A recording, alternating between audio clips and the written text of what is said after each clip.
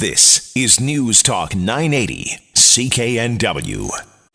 So hard to believe, but 25 days and counting to the U.S. presidential election, unless you're Donald Trump, who was telling voters the other day that to vote on November 28th, which is not the 28th, it's the 8th. Anyway, the markets are nervous, and Canadians, I think they should be too, because both candidates now talking about renegotiating Nafta. But look, the election isn't the only worry for investors. Let's bring in Michael Campbell, the host of Canada's top-rated financial show, Money Talks. You can hear it Saturdays on CKNW. Now, Mike, let's start with that U.S. election. Are investors not wanting to invest in this burning dumpster fire that is the U.S. election? That's a good way of putting it, because I'll tell you, you look at both candidates. You've got Hillary Clinton. She's moved relentlessly to the left in an effort to attract Bernie Sanders voters with more anti-corporate rhetoric. I don't know if she's sincere or not. That remains to be seen, because we got some leaked emails this week of her content of those famed Wall Street speeches she gave, which she refused to release. But you look inside those speeches, she's talking a very different game, so we'll have to see. But you got Donald Trump. He's been very consistent on this one, while he's been all over the map on everything else. He doesn't like free trade. He actually said that Nafta was the worst trade deal ever negotiated. And the other thing is that I don't know where he stands on very many issues. He's certainly not held hostage by the truth, and Hillary could be accused of the same. So there you go. His anti-China rhetoric is certainly negative for a lot of major U.S. companies. No, it's Gina. Didn't you hear that? Sorry, Michael. Okay, Huge Gina. Don't set me up with a word like that, please. I can't be trusted. You need to watch more SNL. I know what my preferred outcome for the election is, but what about investors? What do you think they prefer? Well, my guess is that investors would prefer not to have the President, Senate, and Congress from the same party. This is one of the themes you'll see from people, from analysts, because that's only happened about a third of the time since World War II, about 50 out of 75 years, whatever. It hasn't been that case, but it could happen this time. But the mixed, the President being one party, Senate or Congress being another party, that happened to both Reagan and Bill Clinton during their Clinton's last term, and the market did extremely well. As for President, I think the market, at least Wall Street, would prefer Hillary Clinton. She has close connections and is the establishment candidate. And as I say, one of the things that scares people about Mr. Trump is that he's sort of all over the map on a lot of stuff. One of the things that we do need to be cautious of is, regardless of who wins the presidency, because we are America's hat, essentially, we have some sort of implications that we will likely be affected by. What are they?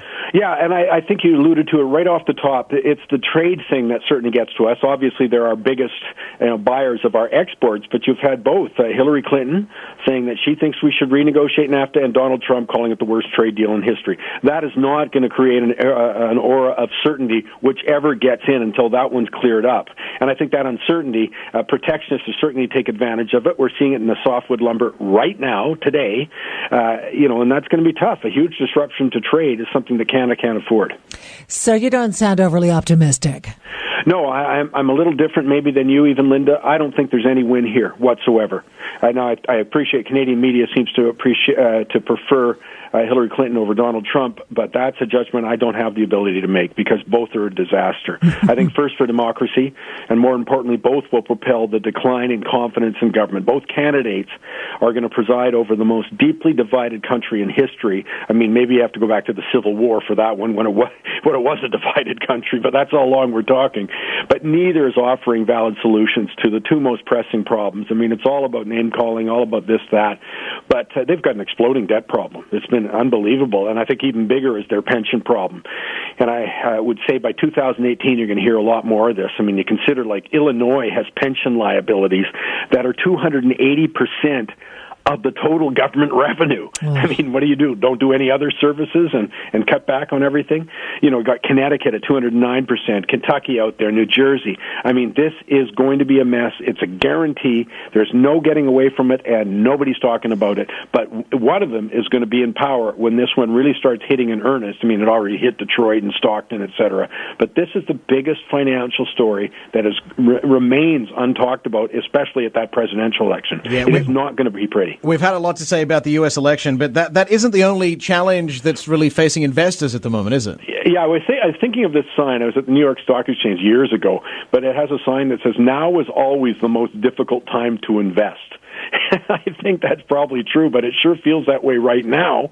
I mean, there's so many, potential problems that it's hard to believe that at one point one of them is not going to hit, probably without much warning. I mean, you've got massive tensions, and it's funny, it's not getting a ton of play in Canada between the U.S. and Russia over Syria. I mean, there's some real nasty talk going back that's at a heightened level. I think certainly the worst relations since the fall of the Berlin Wall in 1989.